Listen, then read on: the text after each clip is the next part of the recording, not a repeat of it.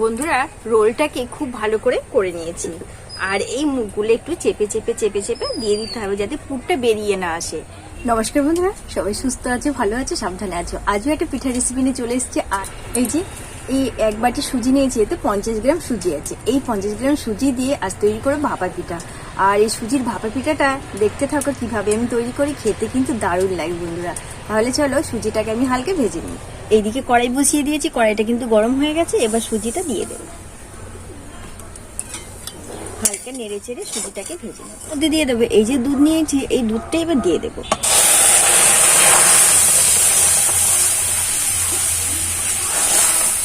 চামচ চিনি,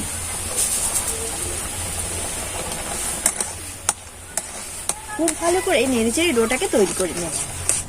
সুজির ডোটা একদম রেডি হয়ে গেছে, এবার ডোটাকে নামিয়ে নেব। আর ডোটাকে কিন্তু একদম শুকনো শুকনো করে নিতে হবে, একদম জল জল থাকলে কিন্তু হবে না, তাহলে মাখতে সুবিধা হবে। একটু ঠান্ডা করে নেব। বন্ধুরা সুজির ডোটাকে কিন্তু খুব ভালো করে মেখে নিতে হবে। আর এই দেখো একদম সফট করে মেখে নিয়েছি। এরকম সফট করে নরম করে মেখে নিতে হবে ডোটাকে, তাহলে পিঠাটা খুব সুন্দর হবে। 2 মিনিট হাতে থাকলে এই সুজির পিঠাটা, ভাপা পিঠাটা একদম বানিয়ে ফেলবে। একদম এত সোজা, উপকরণগুলো কিন্তু ভীষণ কম। এই থালার মধ্যে একটু তেল মাখিয়ে নিতে হবে, আর এতে এই বেলুনে একটু তেল মাখিয়ে নিতে হবে। এবার বন্ধুরা ডোটাকে এরকম থালার মধ্যে নিয়ে নেব, নিয়ে একটু এরকম করে বেলে নেব। রুটি যেরকম করে সেইভাবে করে কিন্তু এটাকে বেলে নেব।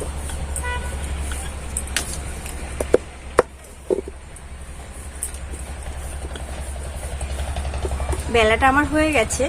কিছু পরিমাণে লাড্ডু, এই লাড্ডু দিয়েই পুরটা তৈরি করব। এবার আমি লাড্ডুটাকে এইভাবে করে লম্বা করে নেব, এইভাবে করে দিয়ে দেব।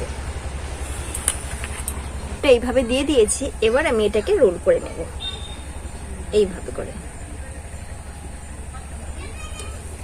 এইভাবে করে চেপে চেপে একটু রোলটাকে বানিয়ে নিতে হবে।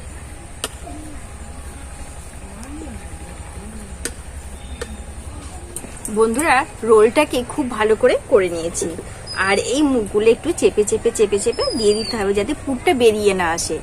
এই দুটো মুখই একইভাবে করে নিতে হবে। আর এই জয়েন্টটা খুব ভালো করে দিতে হবে যাতে খুলে না আসে জয়েন্টটাকে।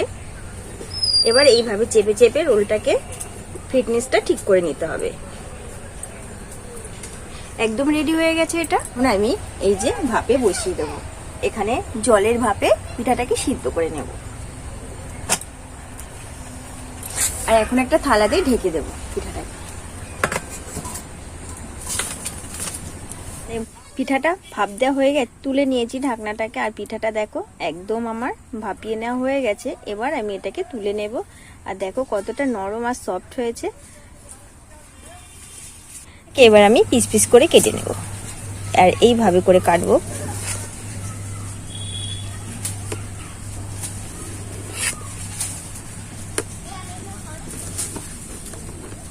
একদম কিন্তু রেডি হয়ে গেছে। আর এই পিঠাটা একবার খেলে কিন্তু বারবার খেতে ইচ্ছে করবে, এতটাই সুন্দর। আর খুব কম উপকরণ দিয়ে পিঠাটা কিন্তু তৈরি হয়ে যায়।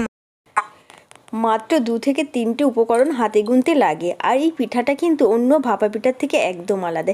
এইভাবে একবার ভাপা পিঠে বাড়িতে বন্ধুরা বানিয়ে খাও, দারুণ লাগে খেতে।